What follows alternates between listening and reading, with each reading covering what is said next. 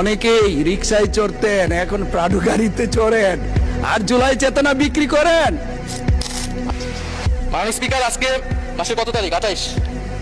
আমি রেন্টে কারে ভাড়া নিয়ে একটা গাড়ি আমি ব্যবহার করা লাগে আমার নিরাপত্তার জন্য। তো সেই গাড়ি ভাড়াটা এখন মাননীয় স্পিকার দিতে পারিনি, মাসের শেষ। যারা ধান খেতে পাট খেতে মাননীয় স্পিকার থাকতে হতো 5ই আগস্টের পরে, তাদের জীবনের কি পরিবর্তন হয়েছে তারা তাদের প্রতিবেশীরা মাননীয় স্পিকার খুব ভালো করেই জানে। মাননীয় স্পিকার, আমি কিছু সংখ্যা বলছি।